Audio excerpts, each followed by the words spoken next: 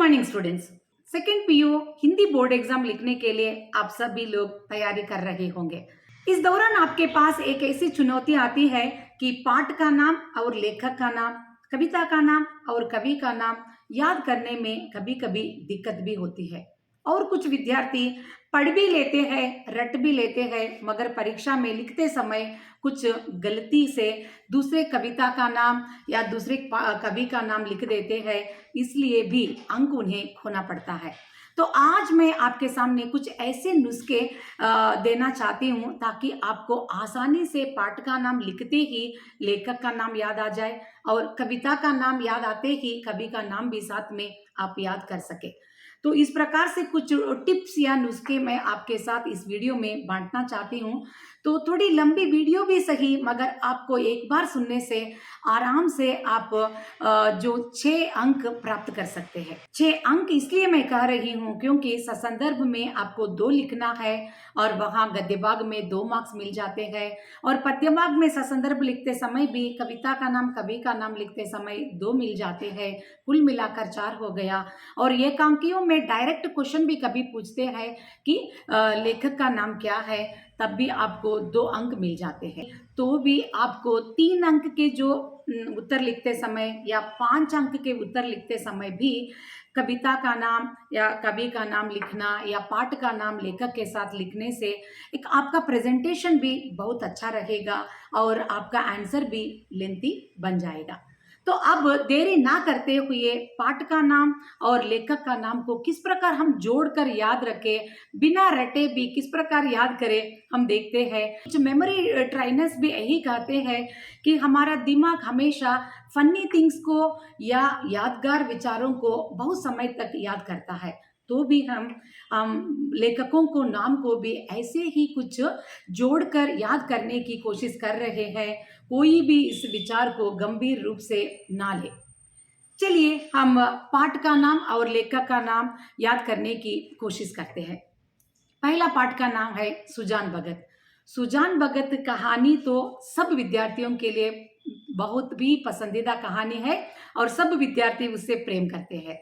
तो इसीलिए सुजान भगत प्रेमचंद, तो आराम से आप इसको याद कर सकते हैं। जैसे पिछले साल भी आपको बड़े घर की बेटी प्रेमचंद की ही कहानी से आपने पढ़ा। Good morning students. Second PU board exam Hindi लिखने के लिए हिंदी बोर्ड एग्जाम लिखने के लिए आप सभी लोग तैयारी कर रहे होंगे। इस दौरान आपके पास एक ऐसी चुनौती आती है कि पाठ का नाम और लेखक का नाम, कविता का नाम और कवि का नाम याद करने में कभी कभी दिक्कत भी होती है। और कुछ विद्यार्थी पढ़ भी लेते हैं, रट भी लेते हैं, मगर परीक्षा में लिखते समय कुछ गलती से दूसरे कविता का नाम या दूसरे कवि का नाम लिख देते हैं, इसलिए भी अंक उन्हें खोना पड़ता है। तो आज मैं आपके सामने कुछ ऐसे नुस्खे देना चाहती हूँ ताकि आपको आसानी से पाठ का नाम लिखते ही लेखक का नाम याद आ जाए और कविता का नाम याद आते ही कवि का नाम भी साथ में आप याद कर सके। तो इस प्रकार से कुछ टिप्स या नुस्खे मैं आपके साथ इस वीडियो में बांटना चाहती हूँ। तो थोड़ी लंबी वीडियो भी सही, मगर आपको एक बार सुनने से आराम से आप जो 6 अंक प्राप्त कर सकते हैं। 6 अंक इसलिए मैं कह रही हूँ क्योंकि संदर्भ में आपको 2 लिखना है और वहाँ गद्य भाग में 2 मार्क्स मिल जाते हैं और पद्य भाग में संदर्भ लिखते समय भी कविता का नाम कवि का नाम लिखते समय 2 मिल जाते हैं। कुल मिलाकर 4 हो गया। और एकांकियों में डायरेक्ट क्वेश्चन भी कभी पूछते हैं कि लेखक का नाम क्या है, तब भी आपको 2 अंक मिल जाते हैं। अगर नहीं भी सही तो भी आपको 3 अंक के जो उत्तर लिखते समय या 5 अंक के उत्तर लिखते समय भी कविता का नाम या कवि का नाम लिखना या पाठ का नाम लेखक के साथ लिखने से एक आपका प्रेजेंटेशन भी बहुत अच्छा रहेगा और आपका आंसर भी लेंथी बन जाएगा।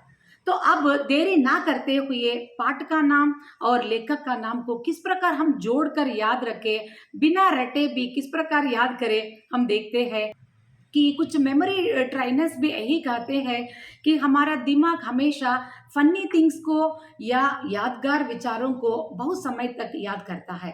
तो भी हम लेखकों को नाम को भी ऐसे ही कुछ जोड़कर याद करने की कोशिश कर रहे हैं। पहला पाठ का नाम है सुजान भगत। सुजान भगत कहानी तो सब विद्यार्थियों के लिए बहुत भी पसंदीदा कहानी है और सब विद्यार्थी उससे प्रेम करते हैं। तो इसीलिए सुजान भगत प्रेमचंद, तो आराम से आप इसको याद कर सकते हैं। और दूसरा पाठ है कर्तव्य और सत्यता, डॉक्टर श्याम सुंदर दास जी। कर्तव्य और सत्यता की याद आते ही पहला वर्ड को आपको स्ट्रेस करके देखना होगा, कर्तव्य।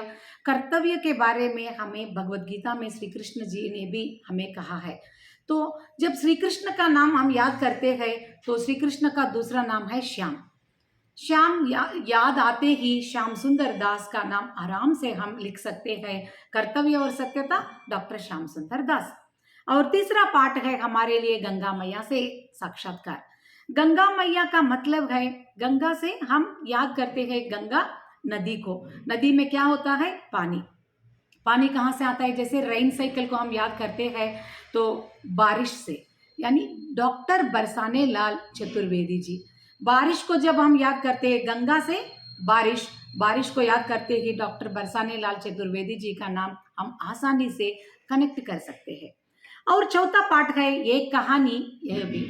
बड़े बड़े लोग अपनी जीवन की कुछ घटनाओं को कहानी के रूप में लोगों से बांटते रहते हैं। यहाँ भी हमारे लिए एक ऐसी एक लेखिका है जो उसकी जीवन की कहानी को हमारे साथ बांटती है, जो कौन है? मन्नू भंडारी जी। तो मन्नू भंडारी टोटल कहानी में आती है तो राइटर भी वही है। तो मन्नू भंडारी की कहानी है, ये कहानी है अभी। तो पांचवा पाठ है भारत रत्न विश्वेश्वरैया। तो विश्वेश्वरैया लेटर में फर्स्ट लेटर क्या है? वाह है। तो वाह जैसा ही दिखने वाला दूसरा और कोई वर्ण है हिंदी में तो बा है। सिर्फ दोनों के बीच में एक रेखा का अंतर है। तो वाह और बा, बा को याद करते ही बाल यानी छोटा लड़का को हम याद करेंगे। जो छोटा लड़का विश्वेश्वरैया जी के बारे में बहुत बातें कर रहे हैं, तो बाल शौर्य रेड्डी। इस प्रकार से आप कनेक्ट करके उसको याद कर सकते हैं। और उसके बाद आने वाला पाठ का नाम है चीफ की दावत। चीफ की दावत में श्यामनाथ जैसे कि वो पदोन्नति चाहता है, पदोन्नति के लिए कुछ भी करने के लिए वो तैयार रहता है। और महाभारत में भी ऐसे ही है को जो भीष्म नाम से हम जानते हैं, जो विवाह ना करने का एक भीष्म प्रतिज्ञा ले चुका था। ठीक वैसे ही इधर श्यामनाथ पदोन्नति लेने का भीष्म प्रतिज्ञा मन में ले लिया है। और जो कुछ भी हो वो एक दावत देकर भी सही वो एक पदोन्नति चाहता था। तो भीष्म का नाम से हम इधर श्यामनाथ को साथ कनेक्ट करके देखेंगे, भीष्म साहनी, डॉक्टर भीष्म साहनी। भोलाराम का जीव पाठ याद आते ही यमलोक याद आता है। यमलोक की याद आते ही यम धर्मराज से बचने के लिए हम सब लोग कोशिश करते रहते हैं। साक्षात शंकर भी यम से दूर नहीं भाग नहीं पाया है, ऐसा कुछ हमारे पौराणिक कथाएं हैं। तो अब हम बात करते हैं जैसे हरिहर, जैसे हरि यानी विष्णु और शिव भी उससे दूर नहीं बच पाए यम से, तो हमारे लिए वह याद कर देते हैं हरि और शंकर दोनों। हरि हर का मतलब है शंकर, हरिशंकर परसाई का नाम हम याद करके हम भोलाराम का जीव को कनेक्ट कर सकते हैं। और यात्रा जापान की हमारी जो आखिरी पार्ट है गद्यभाग में, तो हमारे पास दो मित्रों का नाम है ममता और कालिया। जैसे समझ लीजिए आपके दो मित्र हैं ममता और कालिया, जो अभी अभी जापान की यात्रा करके आए हैं और उसके बारे में इस पाठ में है। ममता और कालिया दो नाम से आप याद करिए, तब आपको आसानी से याद आएगा, जबकि राइटर का नाम एक ही है। तो अब हम पोइट्री यानी मध्यकालीन कविता में प्रवेश करेंगे। हमारे लिए मध्यकालीन कविता में 4 कविताएं हैं। पहला रैदास बानी। साधारणतः मध्यकालीन कविताओं को या दोहों को जब हम देखते हैं उसमें तुलसी का नाम है, बिहारी का नाम हो सकता है, रैदास का नाम हो सकता है। जो भी कवि है अपना नाम को उस कविता में इंसर्ट करके ही कुछ दोहे लिखते थे साधारण। तो रैदास बानी में आपको कुछ सोचने की जरूरत ही नहीं, रैदास बानी रैदास द्वारा ही लिखित एक कविता है या तो पद्य है। सूरदास के पद ऑफ कोर्स उसमें कुछ सोचने की ज़रूरत ही नहीं, सूरदास का नाम लिखना है। मगर विद्यार्थी को यह बात ज़रूर सुनना चाहिए कि सूरदास के पद लिख दिया तो इसमें क्या है, कुछ विद्यार्थी ना बहुत लॉजिकली थिंक करते हैं, ऑफ कोर्स सूरदास के पद सूरदास ही लिखते हैं, कोई दूसरा नहीं लिखता, तो इसलिए वे कवि का नाम लिखना भूल जाते हैं। कृपया आप ऐसे ही गलती मत कीजिए। सूरदास के पद लिखकर सूरदास जी ने लिखा है। आपको ऐसा लिखने से टेंशन ही नहीं होगा, पूरे अंक आपके सामने आ जाएंगे। रहीम के दोहे रहीम के द्वारा ही लिखित दोहे हैं और बिहारी के दोहे भी बिहारी के द्वारा लिखित दोहे हैं। इसमें कुछ शंका ही नहीं। हमारे पास 4 पोयम है और उनके द्वारा लिखने वाले कवि का नाम उसके साथ ही है। अब हम मॉडर्न पोइट्री में यानी आधुनिक कविता में जब हम देखते हैं तो यहाँ कुछ हमें याद रखने के लिए कुछ कनेक्टिंग करना है। अधिकार जो पहली कविता है आधुनिक कविता के अंतर्गत, तो महादेवी वर्मा मरने के अधिकार की बात कर रही है। जो आधुनिक मीरा के नाम से हम पुकारते हैं, महादेवी वर्मा किसके अधिकार की बात कर रही है? मरने के अधिकार। तो महादेवी वर्मा और मरना, जैसे माँ दोनों माँ के साथ शुरू होते हैं, मरने के अधिकार महादेव वर्मा। सो दोनों को आप कनेक्ट करके महादेव वर्मा को आप लिख सकते हैं। गहनी कविता बेसिकली कुवेंपु द्वारा लिखित वोडेविगळु कविता है। उसको हिंदी में अनुवाद किया है विमला जी, मगर उसको कैसे याद रखें? गहने कविता में कौन है? 2 कैरेक्टर्स है, माँ और बेटी। बेटी का नाम आप मन में रख दीजिए विमला, मगर लिखते समय मत लिखिए, मगर बेटी को आप विमला नाम से याद रखिए ताकि आराम से आप लिख सकते हैं। दोनों पोएट्स का नाम आपको लिखना जरूरी है। कायर मत बन अगली कविता का नाम है। कायर हमें ना बनने की बात आजकल हम बार बार समाचार में या तो स्पीच में भी हम सुन रहे हैं। नरेंद्र मोदी जी, हमारे प्रिय प्रधानमंत्री जी, हमें हमेशा कायर ना बनने के लिए देते रहते हैं। जैसे हम यहाँ से हम कनेक्ट कर सकते हैं, हमारे प्रिय प्रधानमंत्री जी को हम याद करते हैं और नरेंद्र शर्मा का नाम हम इधर लिखते हैं। मोदी जी नहीं लिखना है, नरेंद्र शर्मा। एक वृक्ष की हत्या अगली कविता है, तो कुंवर नारायण जी द्वारा लिखित है, मगर किस प्रकार से कनेक्ट करना है? हमेशा हमारे बुजुर्ग वृक्ष को भगवान जैसा समझकर उसके चारों ओर प्रदक्षिण करते रहते हैं, पूजा करते रहते हैं, नारायण समझते रहते हैं। तो यहाँ हमें नारायण नाम को लेकर हमें कनेक्ट करना है। कुंवर नारायण, वृक्ष याद आते ही नारायण को हमें याद करना है, तो आसानी से हम कुंवर नारायण लिख सकते हैं। भारत की धरती कविता के कवि डॉक्टर पुण्यमचंद मानव, इसको हम याद करने के लिए धरती पर कौन वास करते हैं? मानव वास करते हैं। तो इस प्रकार से पुण्यमचंद मानव का नाम भी हम आसानी से याद कर सकते हैं। और आखिरी कविता है हो गई है पीर परवसी, जो दुष्यंत कुमार द्वारा लिखित एक गजल है। जब हम इसको कैसे कनेक्ट करें, तो हमारे पुराणों में शकुंतला दुष्यंत की कहानी हम सब सुन चुके हैं। एक दूसरे से बहुत वे प्रेम करते थे, मगर वे दोनों सेपरेट हो जाते हैं, अलग हो जाते हैं, दोनों के बीच में बहुत पीड़ा होती है। तो इधर भी हो गई है पीर परवसी, पीर का मतलब है पीड़ा, तो किसके बीच में पीड़ा थी? दुष्यंत और शकुंतला के बीच में, मगर हमें इधर शकुंतला को छोड़ देना है, दुष्यंत कुमार जी मात्र हमें याद करनी है। तो उसके बाद एकांकियों का नाम आता है। 2 एकांकियां हैं हमारे लिए, सूखी डाली और प्रतिशोध।